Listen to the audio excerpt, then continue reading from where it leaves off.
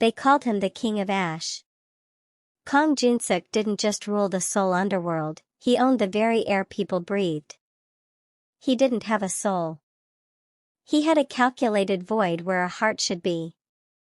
His mansion was a marble fortress, a place of silence and strict, lethal protocols.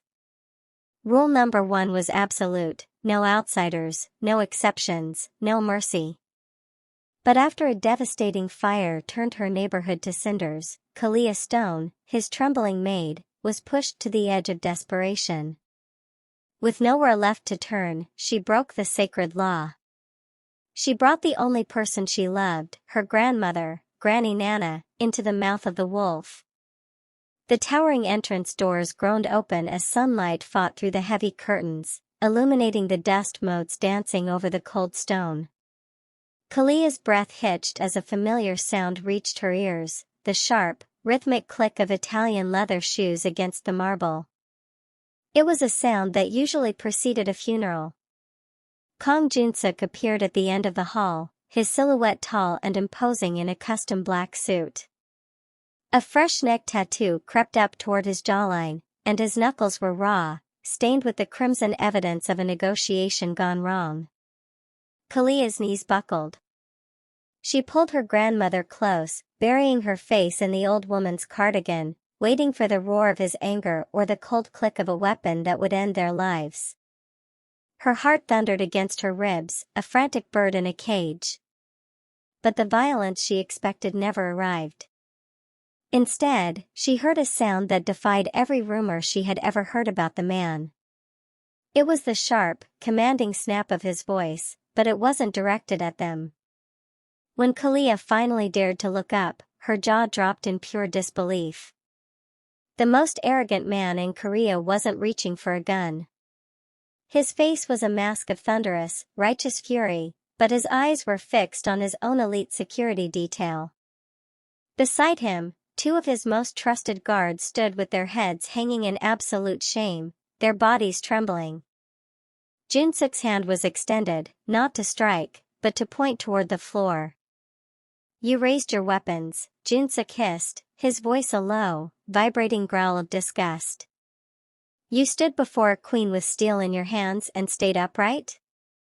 The guards didn't say a word, they simply dropped into a deep, 90-degree bow, their foreheads nearly touching the floor in a desperate plea for forgiveness. Then, the devil turned toward Granny Nana. The iron in his posture vanished. His commanding shoulders slumped, and his face, usually set in a permanent scowl of authority, crumpled into an expression of raw, agonizing recognition. He didn't fire a gun. He fired his entire security team on the spot because they failed to recognize the woman who had once taught him the meaning of dignity. Why would a billionaire crime lord risk his security for a woman from his maid's past? What debt could possibly turn a monster into a son? Hey family, before this story begins, I want you to do something real quick. Drop a comment below and tell me where you're watching from. Your comments fuel these stories. And don't forget to hit the subscribe button because what happens next will leave you speechless. The siren of an ambulance wailed in the distance, a lonely sound that mirrored the hollow ache in Kalia's chest as she stood on the rain-slicked curb of her former life. Behind her, the charred remains of the apartment complex smoldered, a skeletal ruin of brick and ash. Beside her, Granny Nana sat on a salvaged plastic crate, her hands clutching a single, soot-stained floral quilt, the only thing they had left. Isaiah Banks, the landlord who had always looked at them like a ledger entry rather than human beings, had made it clear, the insurance didn't cover homelessness, and his compassion ended where his profit margins began. He had walked away as the fire trucks packed up, leaving an elderly woman and a terrified granddaughter to the mercy of the night. Kalia looked at her phone. It was 2:45 a.m. The city of Seoul was a predator at this hour, cold and indifferent. She had no money for a hotel, and her friends were half a world away. There was only one place with a roof, a bed, and a locking door, but it was a place where mercy was a foreign language. The king of Ash, Kong Junsuk, did not permit guests. He barely permitted his staff to breathe the same air as him. Rule number 1 was etched into the mind of every employee at the stone fortress: no strangers ever. Violation of this rule wasn't just a fireable offense. For Junsuk, it was a breach of security that usually ended with a quiet disappearance. With her heart hammering a frantic rhythm against her ribs, Kalia helped Nana into the back of a taxi, spending her last few won. The drive to the mansion felt like a descent into a nightmare. As the iron gates of the estate loomed in the darkness, Kalia's hands shook so violently she could barely swipe her keycard. She killed the lights of the car as they rolled up the service drive, tucked away from the prying eyes of the main security cameras. "Quiet now, Nana," Kalia whispered, her voice cracking. "We have to be like ghosts." Nana, her mind drifting in the hazy fog of age, simply nodded, her steady gaze offering a dignity that Kalia felt she was losing with every step. They crept through the service entrance, the smell of expensive wax and cold marble replacing the scent of smoke. The servants' wing was silent, a labyrinth of shadows. Kalia led her grandmother to her own cramped quarters, a room barely large enough for a single bed. She tucked Nana in, her eyes darting toward the door at every creak of the floorboards. Every shadow looked like the silhouette of a guard, every rustle of the wind sounded like Junsuk's merciless footsteps. She was a mouse hiding in a lion's den, knowing that if the lion woke, there would be no escape. Kalia sat on the floor at the foot of the bed, her back against the door, praying that the sun would never rise. The morning sun filtered through the high, arched windows of the mansion, casting long, geometric shadows across the polished marble. Kalia had barely closed her eyes when she was jolted awake by a terrifying realization: the bed beside her was empty. The silk sheets were pulled back, and Granny Nana was gone. Panic, cold and sharp, flooded Kalia's veins. She scrambled out of her small room, her heart hammering against her ribs like a trapped bird. She knew Nana's habits, the way she wandered when the fog in her mind grew thick, searching for a porch or a garden that no longer existed. Nana moved with a quiet, fragile grace, her wooden cane clicking softly against the floor as she drifted toward the scent of old paper and leather. She pushed open the heavy mahogany doors of the library, a room that was strictly off-limits to everyone but the master of the house. Inside, Kong Junsuk sat behind a massive desk, his eyes dark with the fatigue of a man who had spent the night cleaning up a bloodbath. He didn't look up at first, assuming it was a servant with his morning tea. "This is a lot of books for one boy," Nana said, her voice gentle and curious. The silence that followed was deafening. Junsuk's head snapped up, his gaze narrowing into a lethal stare. Before he could speak, the double doors were thrown open with violent force. Han Tae-rin and Kofi Reynolds, two of the mansion's most aggressive elite guards, charged into the room.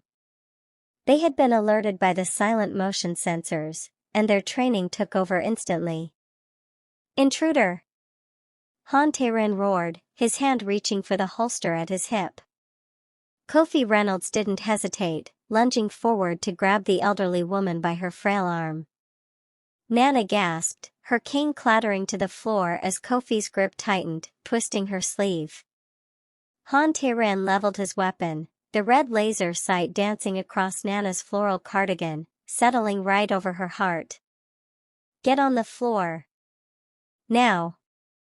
Kofi shouted, forcing Nana toward her knees. Kalia appeared in the doorway, a scream dying in her throat as she saw the lasers painting her grandmother's chest. She saw the guards' faces, tense, cold, and ready to execute the threat. She saw Junsuk rise slowly from his chair, his face a mask of unreadable iron. The standoff was a powder keg, and the guards were seconds away from pulling the trigger. They saw an intruder to be eliminated. They didn't see the woman who had once been a mother to the monster they served. The air in the library grew heavy with the smell of impending violence, the quiet dignity of a grandmother clashing with the brutal machinery of the Mafia. The air in the library was thick with the scent of ozone and impending death. Han Tae-rin's finger tightened on the trigger, the red laser dot steady on the center of the elderly woman's chest. Kofi Reynolds' grip on her arm was brutal, forcing her frail frame toward the floor. Kalia stood paralyzed, her mouth open in a silent scream, waiting for the sound that would shatter her world. But the sound that broke the silence wasn't a gunshot, it was the thunderous slam of Kang Jin-suk's palms against his mahogany desk. He moved with a speed that blurred, rounding the desk in 3 strides. For a heartbeat, the guards thought he was moving in for the kill. Instead, he struck Kofi's arm away with such force the guard stumbled back. He shoved Han Tae-rin's weapon toward the ceiling, his face twisted in a rage so pure it seemed to vibrate the air. "Drop them!" Jin-suk roared, his voice a guttural command that brooked no hesitation. The guards froze, their eyes wide with confusion. They looked from the trembling old woman to their boss, whose breathing was ragged and shallow. Jin-suk didn't look at his men. He was staring at Granny Nana's eyes, the same steady, unbowed gaze that had once looked down at a bloodied, 8-year-old boy in a Brooklyn alleyway. The mask of the King of Ash didn't just crack, it disintegrated. Before the eyes of his elite security and his terrified maid, the most arrogant man in the country did the unthinkable. He dropped to his knees. His forehead moved toward the marble in a perfect, 90-degree bow, the deep, ancient sign of absolute reverence and debt. "Halmoni," he whispered, the word barely carrying through the silent room. The guards stood paralyzed, their weapons half lowered. Jin-suk's head remained bowed as he spoke, his voice dropping to a lethal, ice-cold whisper. "Han Tae-rin. Kofi Reynolds. You aimed steel at a queen. You touched the woman who gave me life when I had nothing." He slowly rose to his feet, his eyes burning with a dark, uncompromising fire. "You are done. Pack your things. If I see your faces on this estate by sunset, you won't be leaving on your feet." "Boss, we were just following the rules," Han Tae-rin started, his voice shaking. "The rules do not apply to her." Jin-suk screamed, the veins in his neck bulging. "She is the rule. Get out." The guards retreated, their faces pale with the sudden realization of their exile.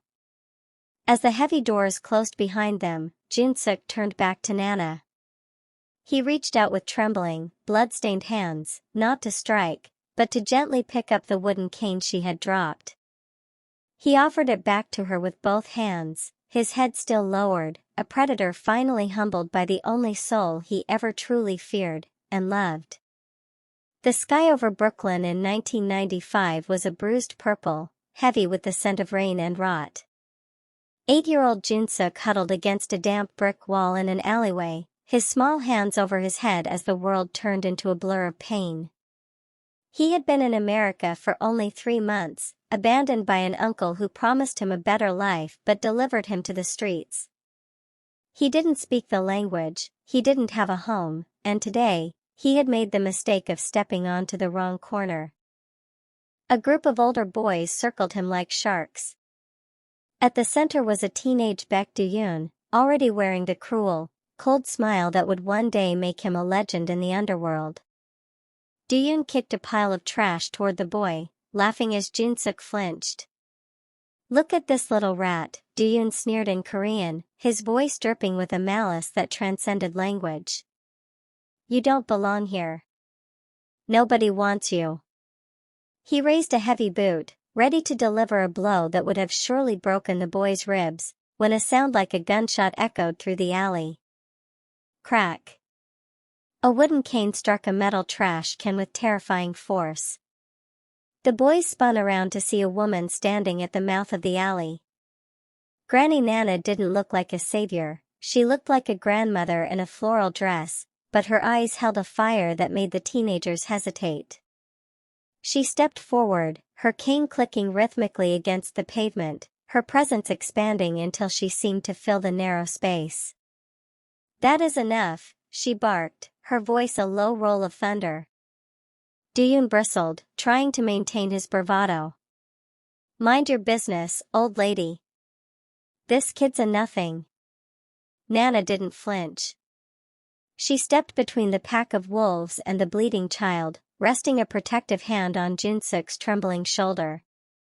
"He is a child of God, and as long as I am standing, he is my business." She leveled her cane at Duyun's chest, her gaze so fierce and steady that the boy actually took a step back. "Now, you move along before I show you exactly what a woman with nothing left to lose can do to a boy who thinks he's a man." Duyun spat on the ground, his eyes narrowing as he memorized her face, a grudge that would simmer for 30 years, before he signaled his crew to retreat. The silence that followed was heavy. Junsuk looked up through a swollen eye, expecting a lecture or another blow. Instead, Nana knelt in the dirt, her joints protesting with a soft groan. She pulled a clean handkerchief from her pocket and gently wiped the blood from his cheek. "It's all right, baby," she whispered, her voice like warm honey. "You're safe now. You're coming home with me." In that moment, amidst the grime of Brooklyn, a monster's heart began to beat for the very first time. The transition from the library to the grand upper floors was a blur of hurried footsteps and whispered confusion. Kang Junsuk did not merely offer a room, he commanded a transformation of the mansion's entire geography. Ignoring the protests of his remaining house staff, he personally led Granny Nana toward the master wing, a place where no one, not even his most senior advisors, was permitted to set foot. "Junsuk, baby, you don't have to do all this," Nana said, her hand resting on his expensive silk sleeve. "A small bed and a window is all an old woman needs." "You will have the best the world can offer, Halmoni," Junsuk replied, his voice uncharacteristically soft, yet vibrating with an intensity that brooked no argument. He threw open the double doors to the primary guest suite, a sprawling expanse of cream-colored marble, hand-woven tapestries, and floor-to-ceiling glass overlooking the city.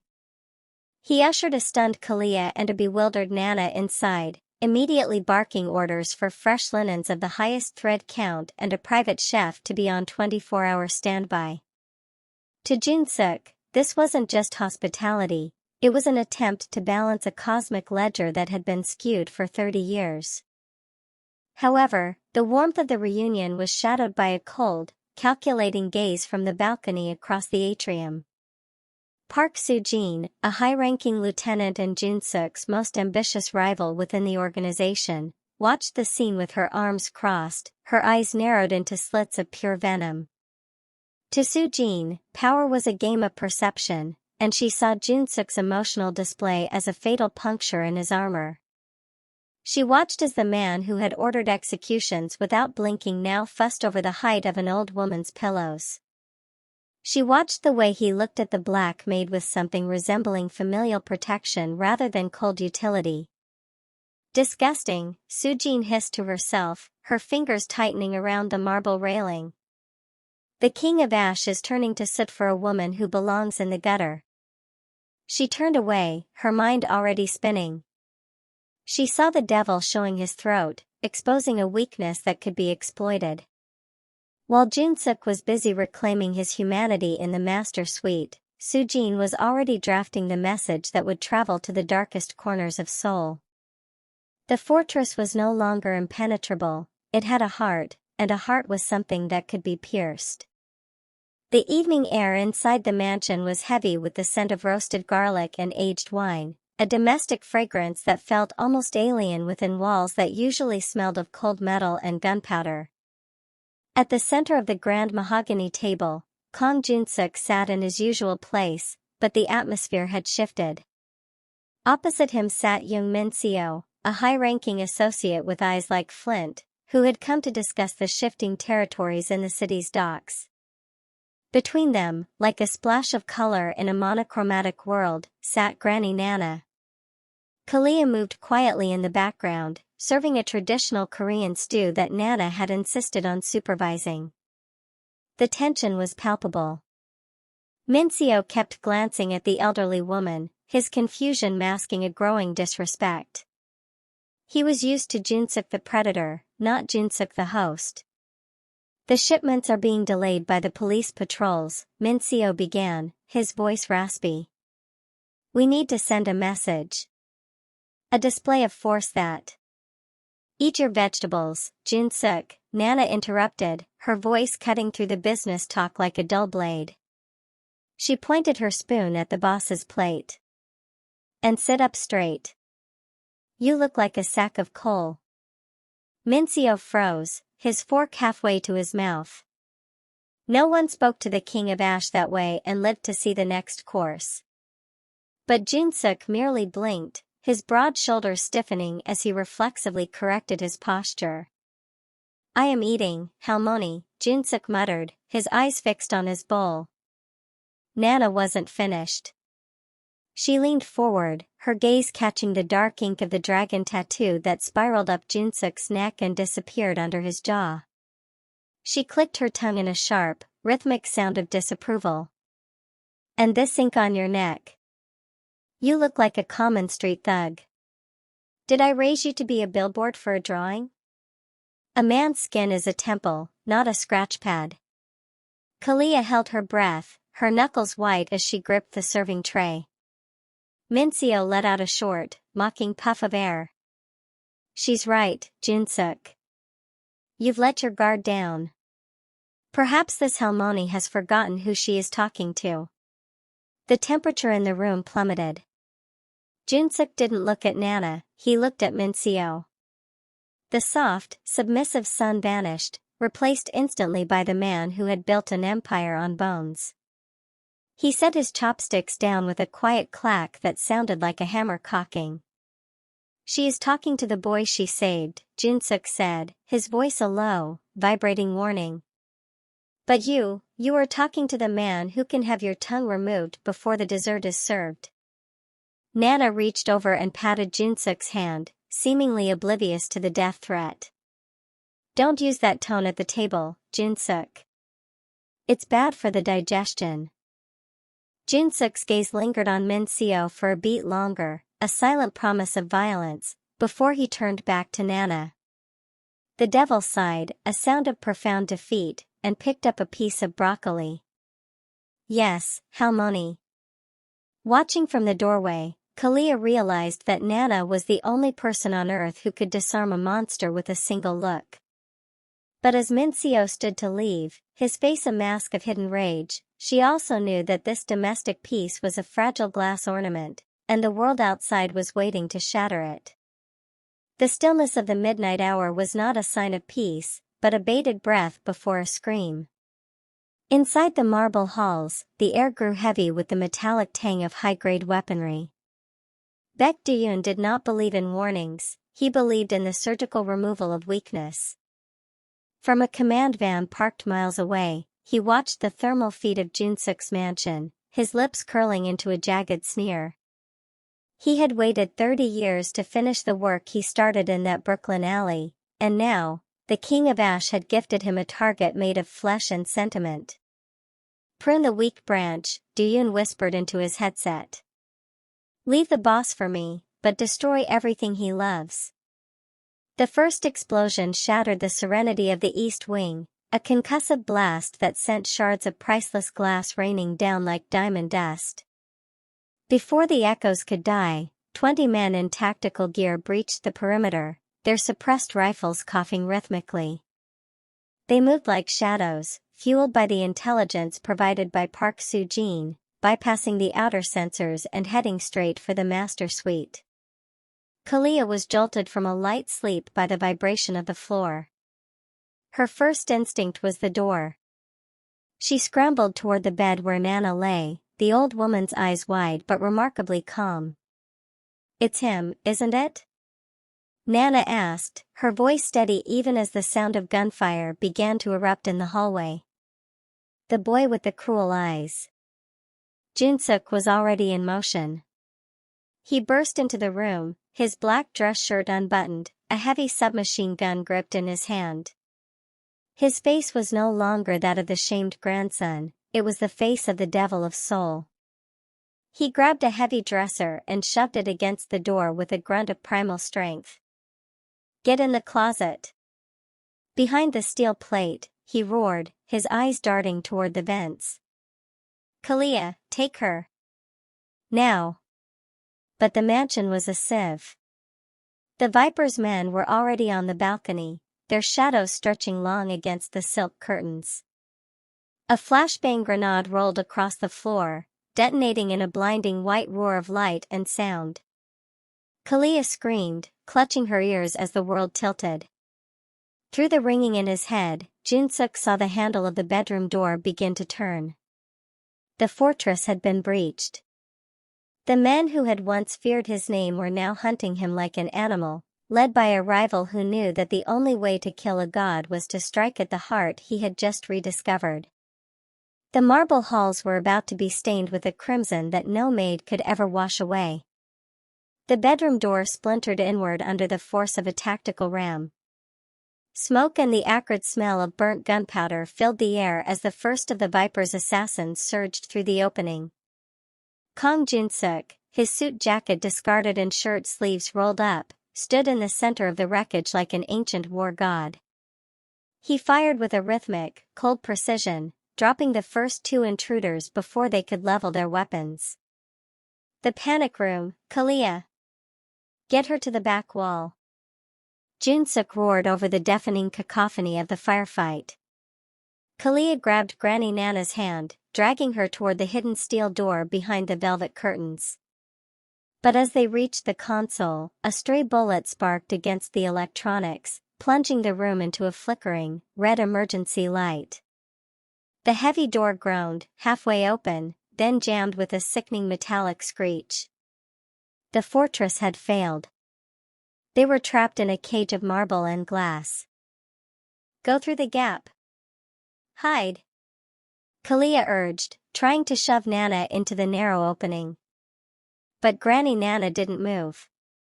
She planted her wooden cane firmly on the ground, her gaze fixed on Jin-suk's back as he took cover behind an overturned oak table. "I didn't run from them in Brooklyn, and I'm not running now," she said, her voice a calm anchor in the storm of violence. "A mother doesn't leave her son to fight monsters alone." Kalia, trembling but emboldened by her grandmother's iron spirit, stood beside her, picking up a heavy glass award from the vanity. They were defenseless against lead and steel, yet they refused to abandon the man who had risked everything for their dignity. The bedroom balcony doors shattered as more of Baek Duyun's men rappelled down. One assassin, hidden by the billowing curtains, leveled a suppressed pistol directly at Nana's head. He didn't see Jin-suk, his eyes were only on the weakness. "No." Jin-suk's voice was a primal scream. He didn't think about his empire, his pride, or the bulletproof glass that should have been between them. He threw his weapon aside and launched his body across the gap. In that suspended second, time seemed to bleed into the past, a boy in an alley and a woman with a cane. The gunman fired. The impact spun Jin-suk around. The bullet, intended for Nana's heart, buried itself deep into his shoulder, tearing through the silk of his shirt and the dragon tattoo on his skin. He collapsed at Nana's feet, his blood splattering against her brown cardigan. Nana let out a sharp cry, dropping her cane to catch his falling head. Jin-suk looked up at her, his vision blurring, a faint, bloody smile touching his lips. For the first time in 30 years, the King of Ash wasn't protecting a territory, he was protecting his home. He had finally paid the debt of the Brooklyn alley, proving that a man is defined not by the lives he takes, but by the one he is willing to die for. The smoke had cleared, and the scent of gunpowder had been replaced by the crisp, clean air of a Seoul morning. Kang Jin-suk sat on the wide, sun-drenched porch of his estate, his arm resting in a clean white sling. The mansion was no longer a silent fortress, it was a home. The jagged edges of his world had been smoothed by the very thing he had spent a lifetime running from, the vulnerability of love. In the weeks following the attack, the underworld had witnessed a purge unlike any other. Junsuk had not sought revenge with the blind rage of a monster, but with the calculated precision of a man protecting his family. Baek Duyun's empire had crumbled, his influence evaporated like mist under a midday sun, and Park Soo-jin had vanished into the shadows she so loved, knowing that the King of Ash was no longer a man she could manipulate. Junsuk had dismantled the machinery of fear, replacing it with a loyalty born of the respect he had shown to a humble grandmother. Kalia walked out onto the porch, carrying a tray of tea and a bowl of fresh fruit. She moved with a confidence she hadn't possessed weeks ago, no longer just a maid, but the sister of the house. She set the tray down and caught Junsuk's gaze. He didn't look at her with the cold eyes of a boss, he looked at her with a quiet, grounding gratitude. Nana is almost finished with her walk, Kalia said, smiling as she looked toward the garden. Junsuk nodded, his gaze following hers. Granny Nana was moving slowly among the hydrangeas, her wooden cane clicking rhythmically against the stone path. She stopped to inspect a bloom, her posture as unbowed and dignified as it had been in the Brooklyn alleyway 30 years ago. She had been the seed of kindness planted in a desert of violence, and now, she was the heartbeat of his peace. Nana looked up and waved her cane at Junsuk, her voice carrying clearly through the garden. Junsuk. Stop brooding and eat your pear. You're still too thin. The devil of Seoul let out a soft, genuine laugh, a sound that would have terrified his enemies but brought a warm light to Kalia's eyes. He picked up a slice of fruit, leaning back into his chair as he watched the woman who had made him a man. He had learned that true power wasn't found in the number of men who feared him, but in the strength of the woman he was willing to bow to. As the sun climbed higher, the legend of the arrogant boss was replaced by a new story, one of a family forged in fire and a debt of love finally, beautifully paid. Under the wide blue sky, for the first time in his life, Kang Junsuk was finally at peace. If this story touched your heart, please press like and share it with those you love so they too can hear this meaningful tale. Do not forget to subscribe and turn on notifications so you do not miss the emotional stories we bring you every day. We sincerely thank you for staying with us until the very last moment. Wishing you and your loved ones abundant health, joyful lives, and hearts always full of love. Goodbye.